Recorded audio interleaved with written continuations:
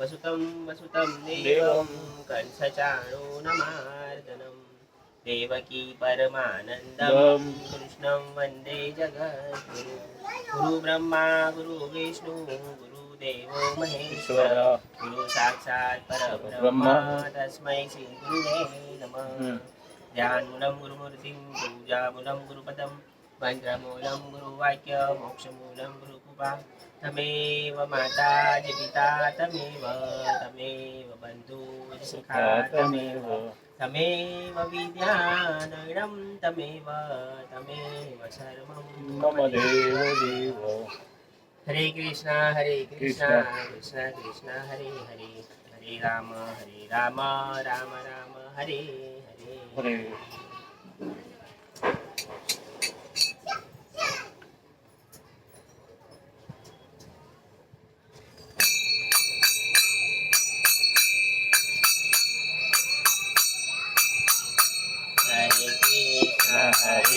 कृष्णा कृष्ण कृष्ण हरे हरे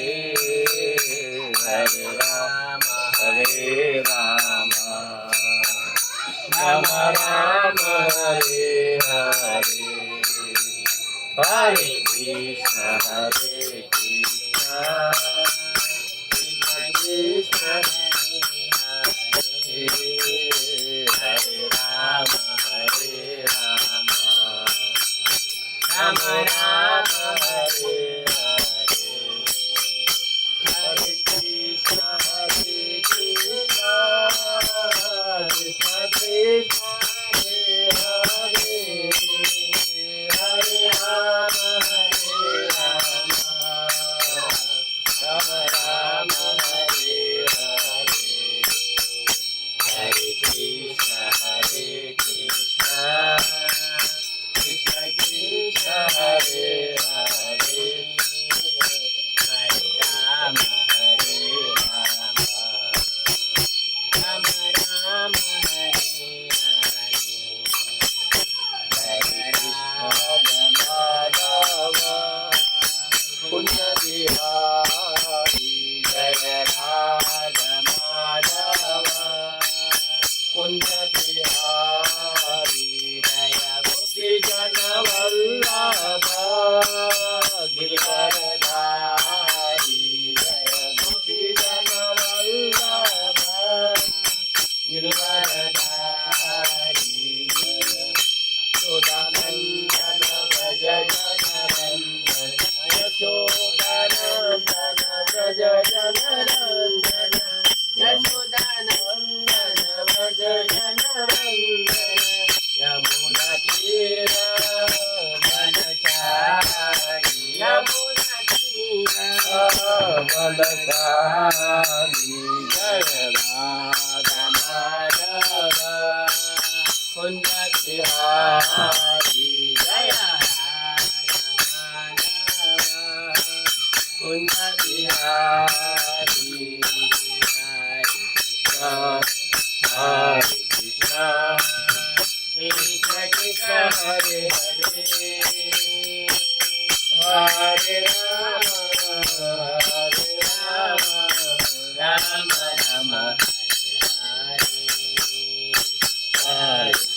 हरे कृष्ण कृष्ण कृष्ण हरे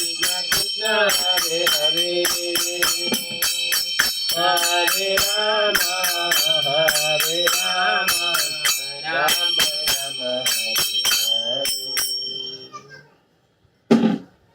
राम हरे हरे कृष्णा कृष्ण कृष्ण हरे हरे हरे राम राम राम हरे हरे हरे कृष्णा कृष्ण कृष्ण हरे हरे हरे राम राम राम हरे हरे कृष्ण कन्हैया लाल की जय। जय गुरु श्री बालाधर साहेब की माता पिता गुरुदेव की जय। राधा कृष्ण भगवान की जय। माँ काली माता नो जय। कुलदेवी माता नो जय। माँ अम्बे नो जय। जय हो प्रहलाद महाराज की जय हो। गुरु महाराज की जय हो।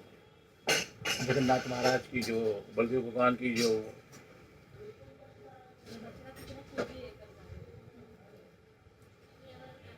सुभद्रा माता की जय हो।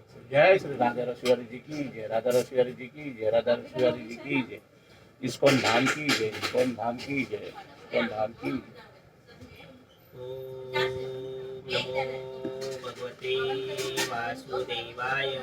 ओम नमो भगवते वासुदेवाय। ओम नमो भगवते वासुदेवाय। ओम नमो भगवते वासुदेवाय। ओम नमो भगवते वासुदेवाय। ओम नमो भगवते वासुदेवाय। बोलो कृष्ण कन्हैया लाल की जय। हरे कृष्ण। हरे कृष्ण। जय श्री राम। जय श्री राम। પ્રતિ ક્ષણને સુધારે તો મરણ સુધરે, મરણ સુધર્યું તેનું જીવન પણ સુધર્યું ગણે. તત્વની ઉત્પત્તિ. હે માતા, હવે હું પૂર્વક તત્વની ઉત્પત્તિ કહું છું. પ્રકૃતિએ પુરુષની ચૈતન્ય શક્તિ ગ્રહણ કરી પુષ્કળ પ્રકાશવાળું મહત્વ ઉત્પન્ન કર્યું. આ મહત્તત્વ જગતના અંકુર રૂપ અને લયથી રહી છે. આ મહત્તત્વ વિકાર પામ્યું એટલે તેમાંથી સાત્વિક, રાજસ અને તામસ એમ 3 પ્રકારના અહંકાર ઉત્પન્ન થયો. તેમાંથી મન, ઇન્દ્રિયો તથા 5 મહાભૂતો ઉત્પન્ન થઈ. તેની સાક્ષાત આકર્ષણ પુરુષ કહે છે. ઇન્દ્રિયોના દેવતા રૂપ કરતાપણું, ઇન્દ્રિયો રૂપે કરણપણું, 5 મહાભૂતો રૂપે કાર્યપણું, શાંતપણું, ભયંકરપણું તથા જ વિશેષ મૂઢપણું અને અહંકારનું લક્ષણ છે. સાત્વિક અહંકાર વિકાર પામ્યો એટલે મન થયું. રાજસ અહંકાર વિકાર પામ્યો એટલે તેમાંથી બુદ્ધિ ઉત્પન્ન થઈ અને ઇન્દ્રિયો થયું. આકાશકાળની ગતિથી વિકાર પામ્યું એટલે સ્પર્શ તન્માત્રા ઉત્પન્ન થઈ અને તે સ્પર્શથી વાયુ ઉત્પન્ન થયો.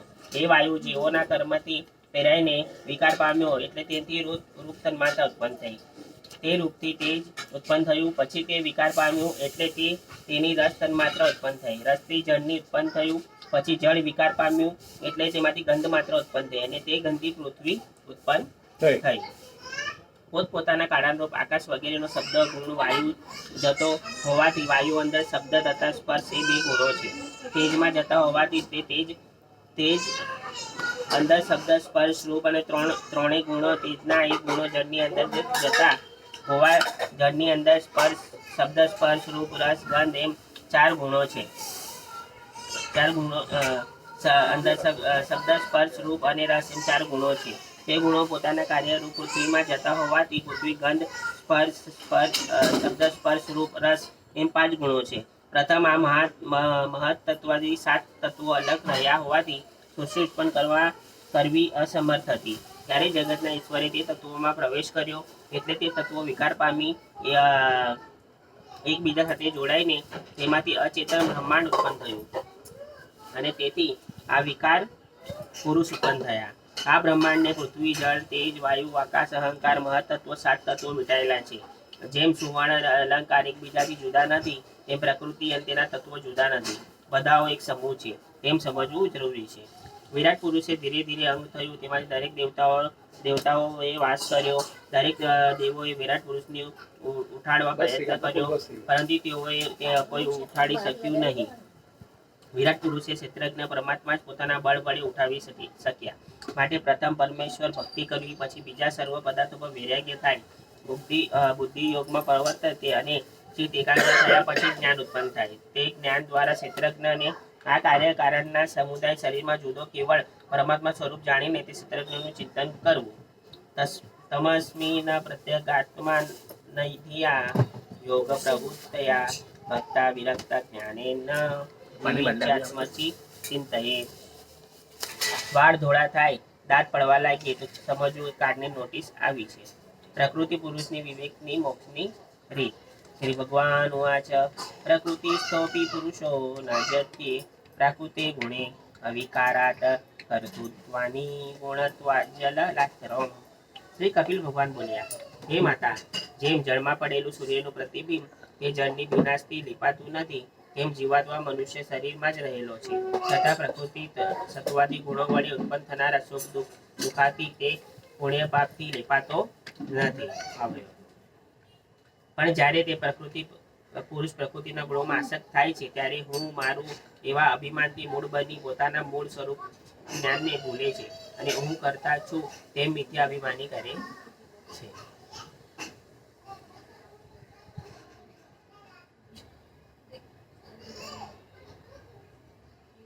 એટલે સુખ દુઃખ પુણ્ય પાપ એના ટચ નથી થતું, પણ એમાં આસક્ત થાય છે જ્યારે પછી એને ત્યાં લાવવું પડે છે.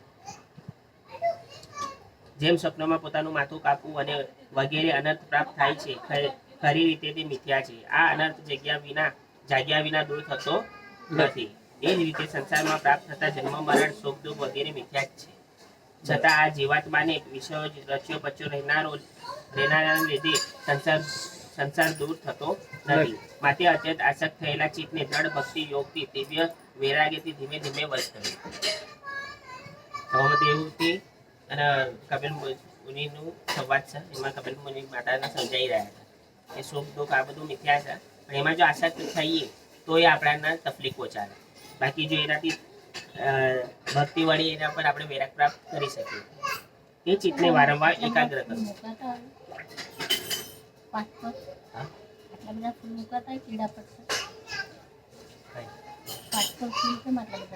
નવા છે હાર છે એ હારનો સાઈડમાં રાખ્યો.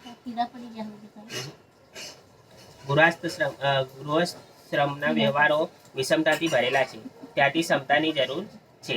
મારામાં શ્રદ્ધા રાખવી, મારી કથાઓ સાંભળવી, સમભાવ રાખવો, બ્રહ્મચર્યનું પાલન કરવું, મૌન રાખવું, વેદ ન કરવું, સંતોષ રહેવું, મિતાહારી થવું, મનની શીલ થવું, આ શરીર ઉપર અહંતા મમતા છોડવી, પ્રકૃતિ તથા પુરુષોના તત્વોને સાક્ષાત્કાર કરવાનું જ્ઞાન મેળવવું. આ રીતે સર્વ ઉપાધિથી મુક્ત થયેલો મનુષ્ય શુદ્ધ અંતઃકરણ દ્વારા શુદ્ધ આત્માના દર્શન કરે છે. આ શક્તિ એ વ્યવહારનું મોટું બંધન છે. આ શક્તિ એ જો સાધુ સંઘ પ્રત્યે વાળી હોય તો મોક્ષનું દ્વાર ખુલ્લું જ હોય છે. જ્ઞાન વૈરાગ સંપન્ન લોકોનો સંગ રાખવાથી ચિત્તની મલિનતા નીકળી જાય છે. હે માતા, જો આ શક્તિ રાખવી જ હોય તો મને એકલાને પકડી રાખો. હું તમારું સુકાન સાંભળીને તમારી નાવને નિર્વાણ નામના કેન્દ્રમાં પહોંચાડી દઈશ. એટલે જયંતિ બાપુનું આપણી જોયા તો કહેતા હતા કે જે સર્પ હોય, સર્પ જેવી સર્પ, તે વિષ હોય કંઠમાં, એટલે એમને કે છે બહુ જલન થાય. તો એ જલનનો દૂર કરવા એ લોકો શું કરે, ચંદનના વૃક્ષ હોય ને એના લીપતી જાય. ચંદન શીતળ હોય ને તો કે એમના સારું લાગે. એવી રીતે કે આ સંસારના વિકારો ને આ બધું આપણા જ્યારે થાય ને ત્યારે સાધુનો સંગ કરી લેવાનો, સત્સંગ કરી લેવાનો, તો એ આપણાને શાંતિ રહે.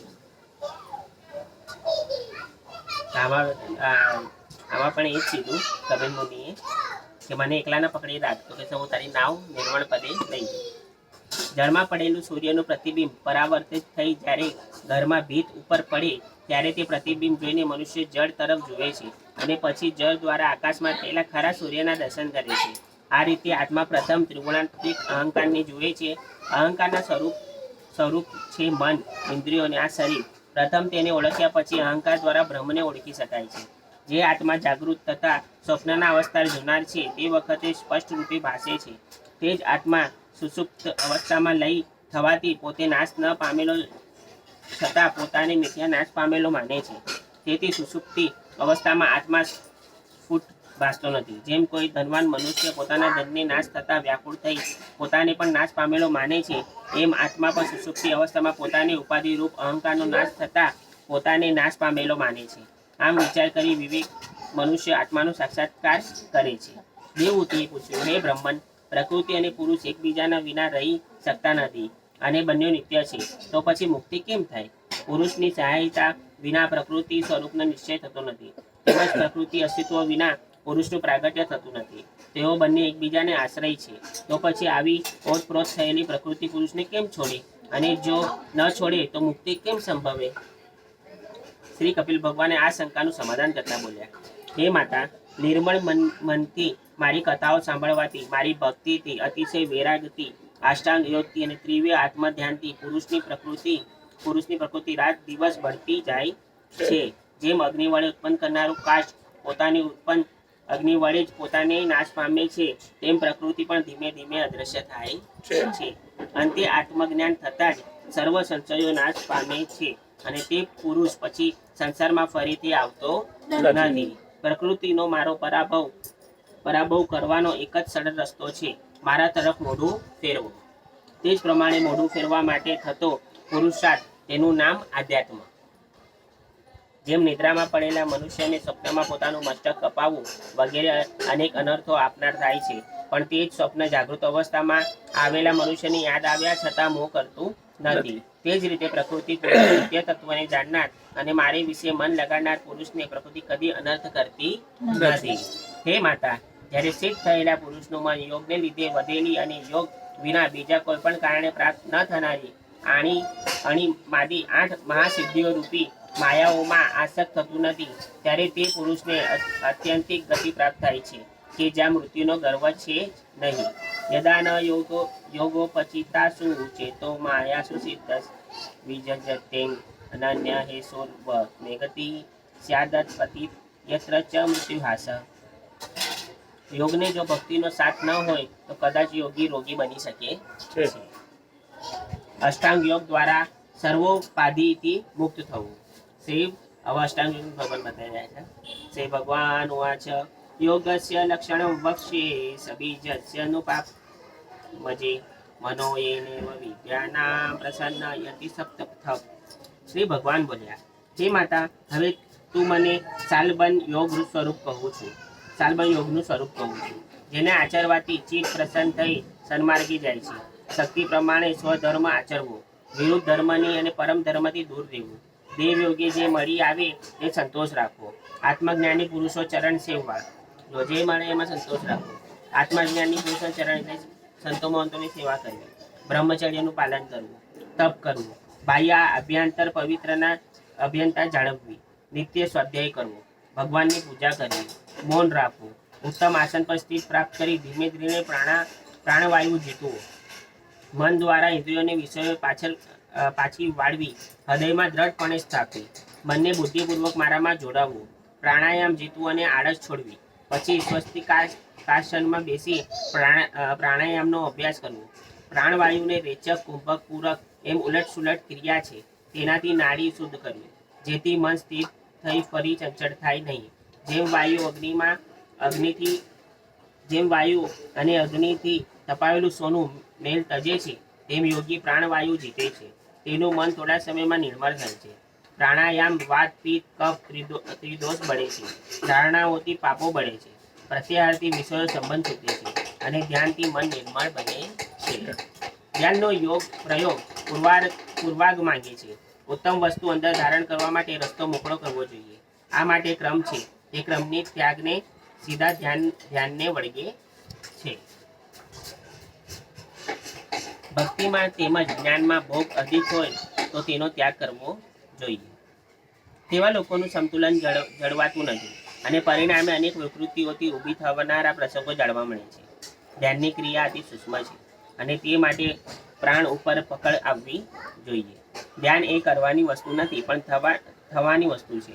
જીત શ્વાસ અને જીતેન્દ્રિય થઈને ક્રમે આગળ વધવું શ્રેયસ્કર છે. પછી સાલંબન યોગથી સાધના કરવી.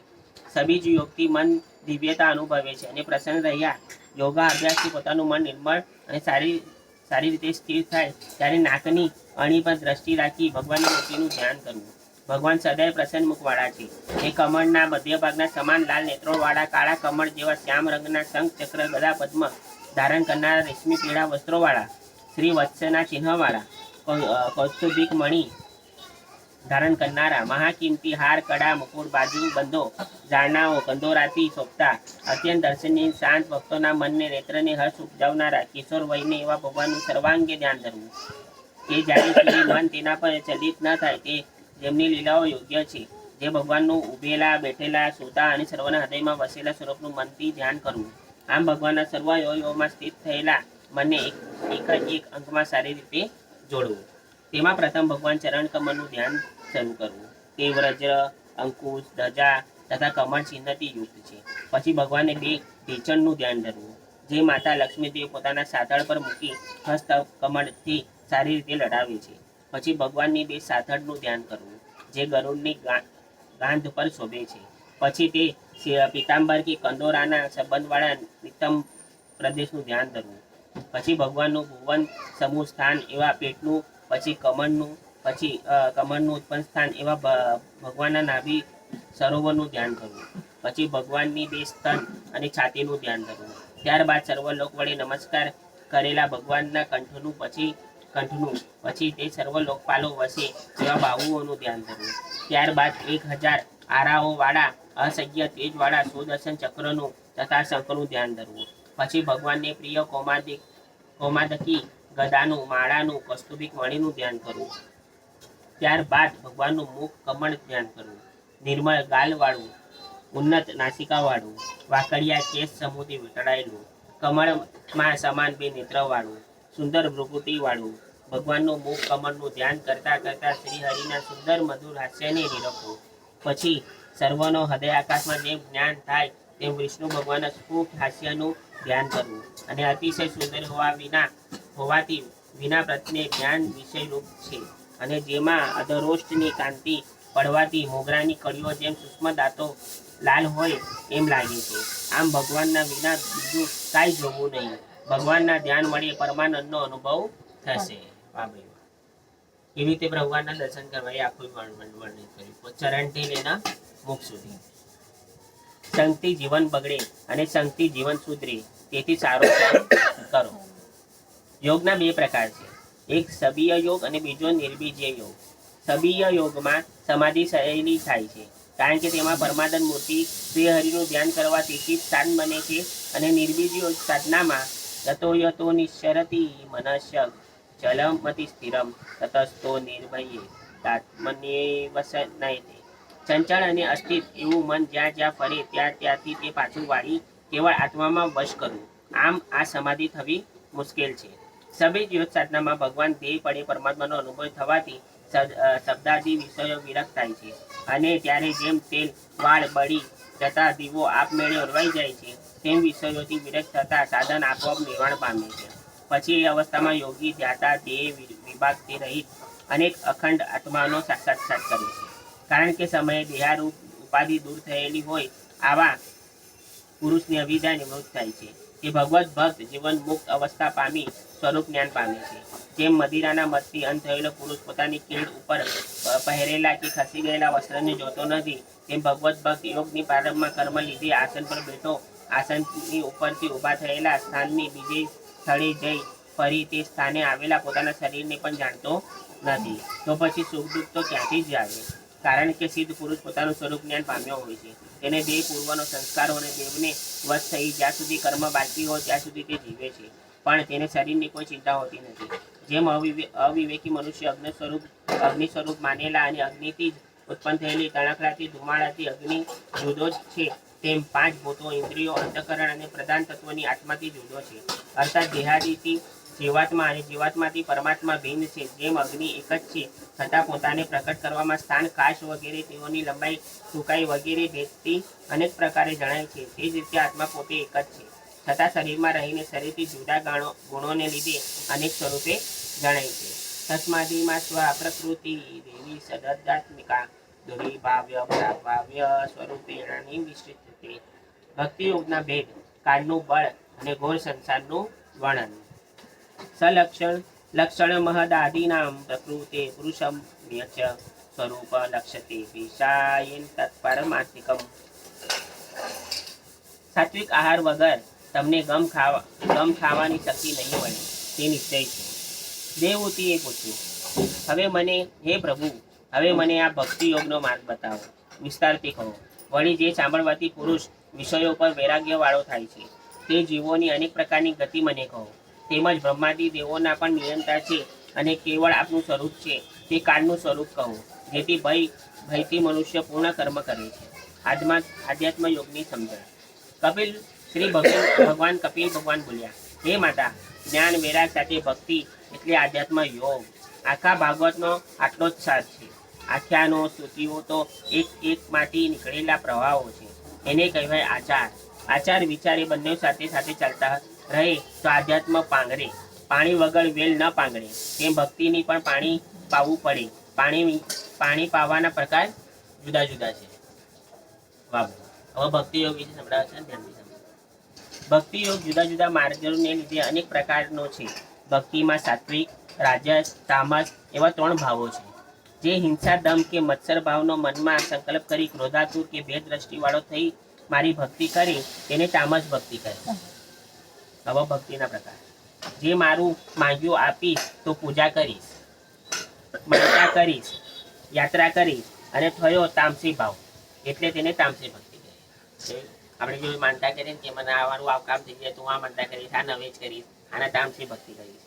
જે મનમાં વિષયો, યશ અથવા ઐશ્વર્યનો સંકલ્પ કરી ભેદપૂર્વક પ્રતિજ્ઞા વગેરે પૂજા કરી તેને રાજસ ભક્તિ કહે. બરાબર. તે પાપના નાશને, ભગવાનની પ્રીતિને કે મારે યજ્ઞ કરવો એ મારી ફરજ છે એ માની ભેદ દ્રષ્ટિ રાખી યજ્ઞાદિ કરી એ સાત્વિક ભક્તિ કરે. બરાબર. એટલે આ આપણો ફરજ છે ભક્તિ કરવાનું, યજ્ઞ કરવાનું, હવન કરવાનું એ આપણો ફરજ છે. એ કરીને જો આપણે કરીએ એને સાત્વિક ભક્તિ કીધી. બાકી માંગણી કરીને લેવડ કરવાની એ તો તામસ નામ આવી જાય, રાજસ ભક્તિમાં આવી જાય. ભક્તિ યોગની પ્રક્રિયામાં આજકાલ દેખાદેખી, સ્પર્ધા, આવેશ આ બધા પાછળ રાજસ તામસ વૃત્તિ રહેલી છે. દેખાદેખીથી પ્રેરાઈ આજકાલ લોકો ભગવાનની કથાઓ કોઈ 50 પોથી બેસાડે તો કોઈ 108, યજ્ઞોમાં પણ 108 કુંડો કરે. તેમજ તેમને ઉત્તેજન આપનારી ધનિકો પણ મળી રહે. વાહ વાહ અને મોટાઈ ખાતર તેઓ ધન આપે. આ રીતે થતા પૂજા, યજ્ઞો કે કથાનો વિસ્તાર ગમે તેટલા મોટા હોય તો તેથી ભગવાન નહીં લીધે. આવા ભક્તોને ભક્તો ન કહેવાય. આ બધું લક્ષ્મીની લાલચી અને પ્રતિષ્ઠા મેળવવા માટે થાય છે. હે માતા, સાચી ભક્તિ તો નિર્ગુણ ભક્તિ છે. જેમ ગંગાનો પ્રવાહ નિરંતર સાગરમાં વહ્યો જાય તેમ મનની ગતિ પણ વિષ્ણુ ભાવમાં નિરંતર વહેતી રહે છે તો તે સાચી ભક્તિ કહેવાય. આવા ભક્તિને મુક્તિ પણ પરવા હોતી નથી કે નથી કોઈ કામ કે મત્સર કે સ્પર્ધા કે જાહેરાત. આ નિર્ગુણ ભક્તિમાં સ્થિર રહેલા ભક્તોનો હું મારી સાથે એક જ લોકમાં વસવાટ, મારા જેવું ઐશ્વર્ય, મારી સમીપ જ રહેવાનું, મારા જેવું રૂપ તથા મારું સાયુજ્ય આપવા તૈયાર થાઉં છું. છતાં તેઓ મારી સેવા વિના બીજું કાંઈ પણ લેતા નથી. આને જ અવિનાશી નિર્ગુણ ભક્તિ યોગ કહે છે. વાહ ભાઈ વાહ, બહુ મજા. એટલે કોઈ પણ શરત વગર ભક્તિ, બસ આપણે ભગવાનનું શરણ ગ્રહણ કરવું છે. એવા ભક્તો ભગવાનને બહુ ગમે છે. એ કહે છે હું એને મારી હારે જ રાખું છું, મારા લોકમાં વસવાટો આપું છું, મારું ઐશ્વર્ય આપું છું. ભક્તિ માર્ગ કહે છે કે સર્વ ત્યાગ કરવો એ ખૂબ કપરું છે. મારે સર્વમાં પ્રેમ કરવો તે ઘરને મંદિર બનાવે છે. વૈષ્ણવને મનને આ બધું ઈશ્વરનું છે. ભક્તિ માર્ગમાં સમર્પણ મુખ્ય છે. સારો ભક્ત તે જ કહે છે એક ક્ષણ પણ ભગવાનની વિમુખ ન થાય. દિવ્ય ભક્તિ વિના મુક્તિ મળતી નથી. બરાબર.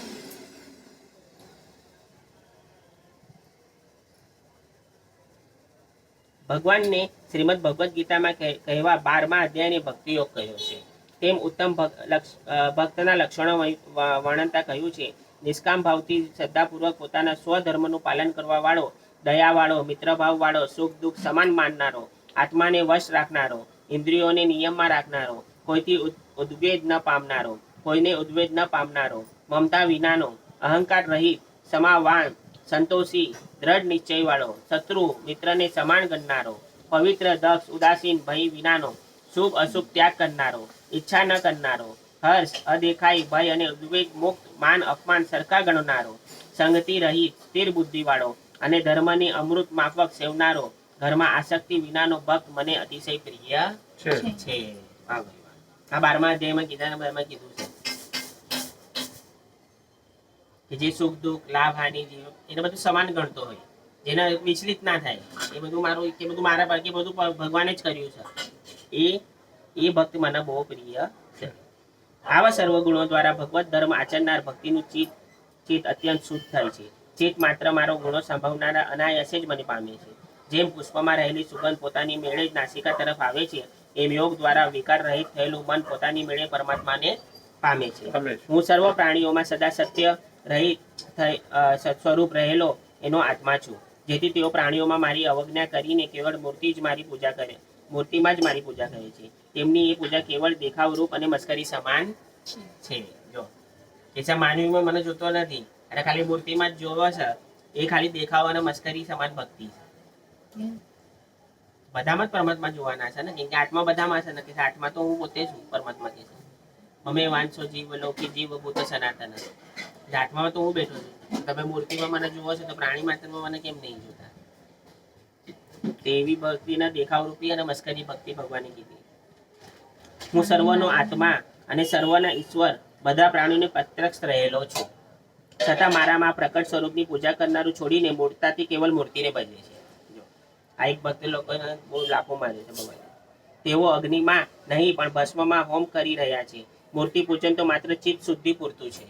જો આત્મા સાક્ષાતનું તો મૂળ તો સર્વ પ્રાણીના આત્મા બુદ્ધિ રાખવી તેમાં પૂરતું છે. પ્રાણીઓનો દ્વેષ કરે છે, વેર બાંધે છે, તેઓ મારો દ્વેષ કરે છે અને મારી સાથે વેર બાંધે છે.